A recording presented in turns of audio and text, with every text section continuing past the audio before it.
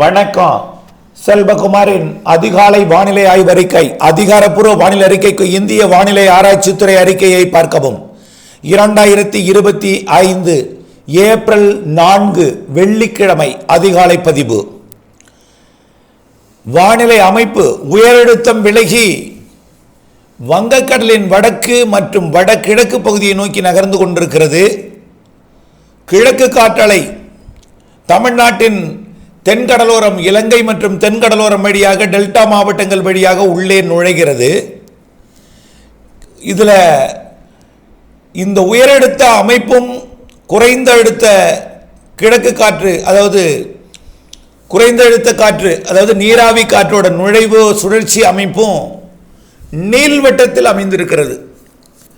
அது இல்லாமல் டெல்டா மாவட்டங்களில் நுழைவது வெப்ப நீராவி, கிழக்கு திசை காற்றில் இருக்கக்கூடிய ஓரளவு வெப்பமடைந்த நீராவி, அதுதான் தண்ணி. தென் மாவட்ட கடலோர பகுதிகளிலையும் நுழைவது தண்ணீர், இலங்கையில் நுழைவதும் தண்ணீர். ஆனால் குளிர்விக்கும் காற்று உள் மாவட்ட மலைப்பகுதிகளிலையும் மரங்களால் குளிர்விக்கப்படக்கூடிய இடத்துலையும் உயரழுத்த குளிர்காற்று குளிர்விக்கிற இடத்துலையும் மழைப்பொழிவு குளிர்வித்து மழைப்பொழிவை பொழிவிக்கிறது. டெல்டாவிலும் தென் மாவட்ட கடலோர பகுதிகளிலையும் இலங்கையிலையும் நுழைந்தாலும் இலங்கையில் மேற்கு கரையில் மரங்களால் மலைகளில் குளிர்விக்கப்பட்டு மழைப்பொழிவை ஏற்படுத்துகிறது. டெல்டாவில் நுழைந்து வேதாரண்யம் கோடியக்கரை முனையில் நுழையும் பொழுது குளிர்விக்கும் காற்று இல்லாமல் உள்ளே வர வர உயரழுத்த காற்று பட்டு குளிர்வித்து மழைப்பொழிவை ஏற்படுத்துகிறது.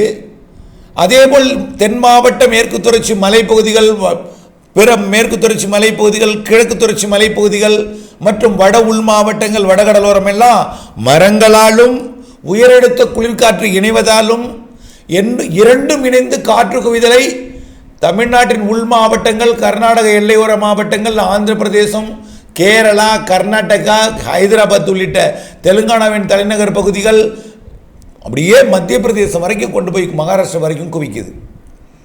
ஆக கிழக்கு காற்று என்பது நீராவி காற்று. வடகிழக்கு வடக்கிலிருந்து, வடகிழக்கு கிழக்கிலிருந்து, அதாவது சென்னைக்கு வடக்கே, சென்னையை ஒட்டி வடகடலோரத்தை ஒட்டி வருவது, திருவள்ளூரில் நுழைவது சுத்தமான உயரழுத்த காற்று. அப்போ திருவள்ளூரில் நுழைவது சுத்தமான உயரழுத்த காற்று, அது குளிர், அதுக்கு நீராவி கிடைக்கவில்லை, அதனால திருவள்ளூரில் மழை இல்லை. அதேபோல் குளிர்விக்கும் அமைப்பு இல்லாத காரணத்தினால் டெல்டாவில் கோடியக்கரை முனையில் மழை இல்லை. ஆனால் ராமேஸ்வரத்தில் மழை இருந்தது. காரணம், இலங்கை தடுத்து அங்கே வெப்பமடைந்து குளிர்வித்து அனுப்புகிறது, மேகத்தை உண்டு பண்ணி அனுப்புகிறது. அதன் அடிப்படையில் பாம்பனில் 68 மில்லிமீட்டரும், கயத்தாரில் 82 மில்லிமீட்டரும். ஏன் கயத்தார்னா அரபிக்கடல் காற்றுக்கு வெப்பமடைந்த அரபிக்கடல் குளிர்காற்று, அதாவது பாகிஸ்தான் வழியாக அரபிக்கடலை சுற்றி கொண்டு அரபிக்கடலில் இறங்கி குமரி முனையை சுற்றி கொண்டு அது தென் மாவட்டங்களில் நுழையக்கூடியது. பார்த்தீங்கன்னா, அதான் நான் சொன்னேன், பல்வேறு விதமான காற்றோட பயணம். காற்றின் ஒவ்வொரு குணம், ஒன்று குளிர்காற்று, ஒன்று வெப்பமடைந்த நீராவி காற்று, இவையெல்லாம் இணையும் இடத்துல தான் மழை. அதன் அடிப்படையில் பாம்பனில் 68 மில்லிமீட்டர், கயத்தாரில் 82 millimetre, Karivalam Vandanallur 81 millimetre, Vazhaikulam 67 millimetre, ஏன் வெங்கடேஸ்வரபுரம் 126 மில்லிமீட்டர், விருதுநகர் மாவட்டம் ஸ்ரீவில்லிபுத்தூர் ராஜபாளையம் அருகே இருக்கக்கூடிய வெங்கடேஸ்வரபுரம் 126 மில்லிமீட்டர், மேலும் அழகாபுரி 79 மில்லிமீட்டர், அயன் கொல்லங்கொண்டான் 70 மில்லிமீட்டர், அதே போல சேலம், ஈரோடு, நாமக்கல் மாவட்டம் சந்திக்கக்கூடிய காவிரி கரையோரம் இருக்கக்கூடிய கோனேரிப்பட்டி 67 மில்லிமீட்டர். ஆகவே இங்கெல்லாம் 5 சென்டிமீட்டருக்கு மேலே பெய்திருப்பது தகவல் கிடைத்திருக்கிறது. மேலும் பல இடங்களில் 5 சென்டிமீட்டருக்கு மேல் மழை பொழிந்திருக்கிறது.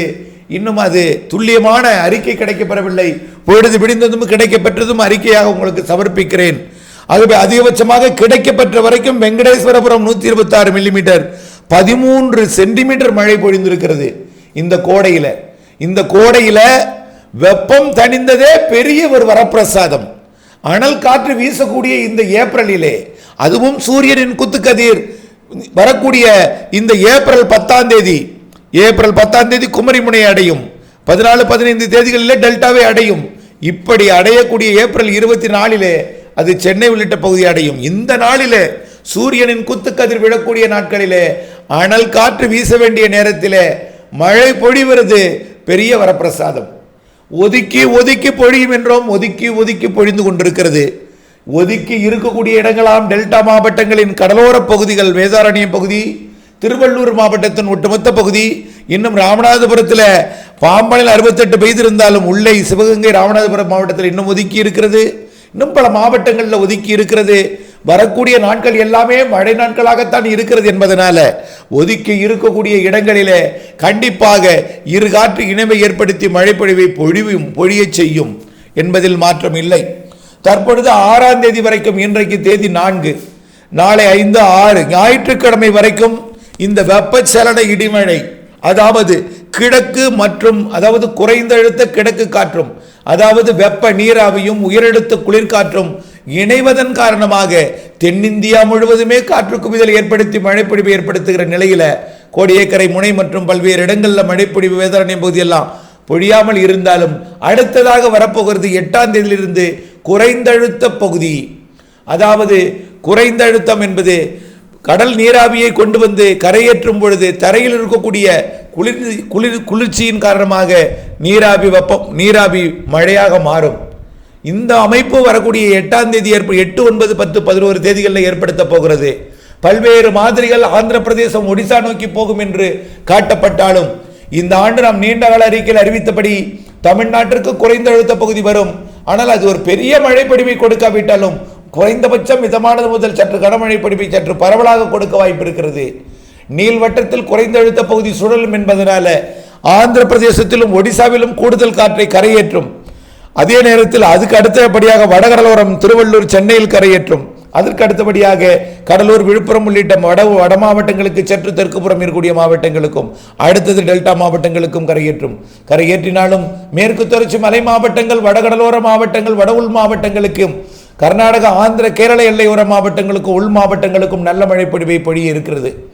ஒதுக்கி ஒதுக்கி பெய்கிறதே, நமக்கு பெய்யவில்லையே என்ற மன வருத்தம் பலருக்கு இருக்கிறது.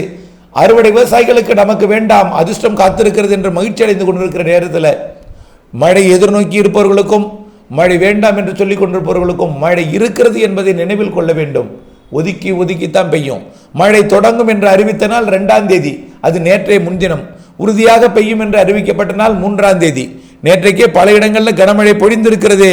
டெல்டாவில் கூட உரத்த நாட்டிலெல்லாம் கனமழை பொழிவு, தென்னம நாடெல்லாம், தஞ்சாவூர் எல்லாம், ஆகவே பல்வேறு இடங்களில் கனமழை பொழிவு பொழிந்திருக்கிற நிலையில ஒதுக்கி இருக்கக்கூடிய இடங்களுக்கும் பொழியும். ஏற்கனவே பெய்த இடங்களில் பெய்யாமல் பெய்யாத இடங்களுக்கும் பொழியும். புரியுதுங்களா? பெய்த இடங்களுக்கும் பெய்யலாம், பெய்யாத இடங்களுக்கும் பெய்யலாம். காற்று முக்கடலில் இருந்தும் பல்வேறு விதமான குணாதிசயங்களை கொண்டு நுழைகிற காரணத்தினாலே அரபிக்கடலிலிருந்து நுழைந்தால் அது குளிர்காற்று, தமிழ்நாட்டின் தரைவழி உள்ளே பயணித்தால் வெப்பமடைந்த நீராவி காற்று, வடகடலோரம் நுழையும் பொழுது குளிர்காற்று, அது வெப்பமடைந்து நீராவியாக வெப்பச்சலனமழையை கர்நாடகா, கேரளா, ஆந்திர பிரதேசம், தெலுங்கானா வரைக்கும் கொண்டு போய் ஏற்றக்கூடிய காற்று உயரெடுத்த காற்றின் வெப்பச்சலன மழை பொழிவு சாதகம். பல்வேறு குணாதிசயங்களை கொண்ட காற்று பல்வேறு மணி நேரங்களிலே பல்வேறு விதமான காற்று குவியும் இடத்தை மாற்றி அமைத்துக் கொண்டு மழைப்பொழிவு ஏற்படுத்தி கொண்டிருக்கிறது. ஆகவே மழைப்பொழிவு இன்றுடன் நிறைவடைய போவதில்லை. மழைப்பொழிவு 6ஆம் தேதி வரை இந்த வெப்பச்சலன மழையாகவும், 7ஆம் தேதி தீவிரம் குறைந்து மழைப்பொழிவு பரப்பில் குறைந்திருந்தாலும் 8ஆம் தேதியிலிருந்து 11ஆம் தேதி வரை குறைந்த அழுத்த பகுதி மழைப்பொழிவை தர இருக்கிறது. நிலநடுக்கோட்டு வெப்ப நீராவி வந்து குவிய இருக்கிறது. இருந்தாலும் நீள்வட்டமாக இருக்கிற காரணத்தினாலே ஆந்திர பிரதேசம், தெலுங்கானா, ஒடிசாவில் அதிக மழைப்பொழிவு காத்திருக்கிற நேரத்தில் தமிழ்நாட்டிலும் மழைப்பொழிவை கொடுக்கும். ஒதுக்கி இருக்கக்கூடிய வேதாரண்யம், திருவள்ளூர் உள்ளிட்ட பகுதிகளுக்கும் மழைப்பொழிவை கொடுக்கும். இதுவரை ஒதுக்கி இருக்கக்கூடிய இடமாக இருந்தாலும் அங்கும் மழைப்பொழிவை கொடுக்கும். அதன் அடிப்படையில் இன்றைக்கு மழைப்பொழிவு எதிர்பார்க்கக்கூடிய இடம் பார்த்தீங்கன்னா, இன்றைக்கு மதியம், அதாவது ஒரு 1 மணி 2 மணி அளவில் மழைப்பொழிவு. இன்றைக்கு காலையில் கொஞ்சம் வானம் தெளிவாக இருக்கும். பிறகு மதியத்தில் இடிமழை பொழிவு கடலோரமும் தென்கடலோரமும் மேற்கு தொடர்ச்சி மலை மாவட்டங்களுக்கும், கோயமுத்தூர், அதாவது நேற்றைக்கு பார்த்தீங்கன்னா திருப்பூர் மாவட்டம், குடிமங்கலம், கொங்கல் நகரம், தொட்டம்பட்டி, பெதப்பம்பட்டி, பெரியப்பட்டி போன்ற பகுதிகளுக்கும், தாராபுரத்தில் இருந்து அப்பாஜி கவுண்டன்பதி வரைக்கும் உள்ள பகுதிகளுக்கு கனமழை பொழிவை பொழிந்திருக்கிறது. முக்கோணம், ஆர்வேலூர் போன்ற பகுதிகளுக்கும் உடுமலைப்பேட்டத்தின் மேற்கு பகுதிக்கு மழைப்பொழிவு ஒதுக்கி இருந்தாலும் அந்த இடங்களுக்கு இன்றைக்கு மழைப்பொழிவு கொடுக்க இருக்கிறது. பொள்ளாச்சி வடக்கு, வடகிழக்கு, அதே போல நெகமம், கருமாபுரம், காட்டம்பட்டி, தாசநாயக்கம்பாளையம் போன்ற பகுதிகளுக்கு நேற்றைக்கு நல்ல மழை பொழிந்திருக்கிற நிலையில் அந்த இடத்தில் ஒதுக்கி இருக்கக்கூடிய இடங்களுக்கு இன்றைக்கு மழைப்பொழிவை கொடுக்கும். அதே போல கேரளாவின் அனைத்து கணவாய் பகுதிகளுக்கும் நீலகிரி மாவட்டத்தை ஒட்டியுள்ள பகுதி, அட்டப்பாடி பகுதி, வெள்ளியங்கிரி பகுதி, சிறுவாணி பகுதி மற்றும் அப்பாச்சி கவுண்டர்மதி இருக்கக்கூடிய பாலக்காட்டு கணவாய் பகுதி, மேலும் கொல்லங்கோடு கொழிஞ்சாம்பாறை இருக்கக்கூடிய பொள்ளாச்சி வால்பாறைக்கு மேற்கே இருக்கக்கூடிய பகுதிகள், கேரள பகுதிகள் மற்றும் மூணாறு உள்ளிட்ட பகுதிகள் மற்றும் மறையூர் உள்ளிட்ட அமராவதி நீர்பிடிப்பு பகுதிகள், தேனி மாவட்டத்தோட முல்லை பெரியாறு சுருளி மற்றும் போன்ற பகுதிகள், மேலும் தேக்கடி பகுதிகள், சதுரகிரி மலைப்பகுதி, மேலும் ராஜபாளையம் மேற்கு பகுதிகள், மலைப்பகுதிகள், மேலும் புளியக்குடி, கிருஷ்ணாபுரம் உள்ளிட்ட தென்காசி மாவட்ட பகுதிகள், குற்றாலம் மற்றும் திருநெல்வேலி மாவட்டத்தோட மாஞ்சோலை, காக்காட்சி போன்ற பகுதிகள், கன்னியாகுமரி மாவட்டத்தோட கொல்லங்கோடு மற்றும் பூவாறு விழுங்கம் கேரள பகுதி மற்றும் அப்படியே நெய்யாற்றின்கரை, அப்படியே பார்த்தீங்கன்னா பேச்சுப்பாறை, பெருஞ்சாணி, திருப்பரப்பு, சிற்றார் 1, 2 போன்ற பகுதிகளுக்கெல்லாம் மேற்கு தொடர்ச்சி மலையில் நல்ல மழை காத்திருக்கிறது.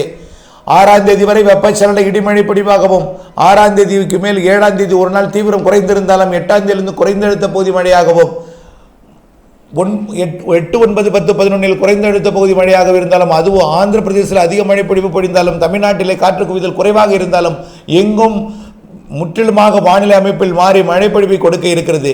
இதில் 38 டிகிரி செல்சியஸ் கூட சில இடங்களில் உயர வாய்ப்பு இருக்கிறது. காரணம் என்னன்னா, வெப்பமடைந்த காற்று உள்ளே பயணிக்கிறது. குளிர்விக்கும் நேரம் வரைக்கும் வெயில் அதிகமாக இருக்கும். அதன் அடிப்படையில் நேற்றைக்கு ஈரோட்டிலே 37.5 டிகிரி, அதாவது 100 டிகிரிக்கு நெருக்கமாக இருந்தது. இருந்தாலும் அதன் அருகே மழைப்பொழிவையும் கொடுத்தது. ஆகவே 6ஆம் தேதி வரை இப்படி வெப்பம் உயர்ந்துதான் மழைப்பொழிவை கொடுக்கும்.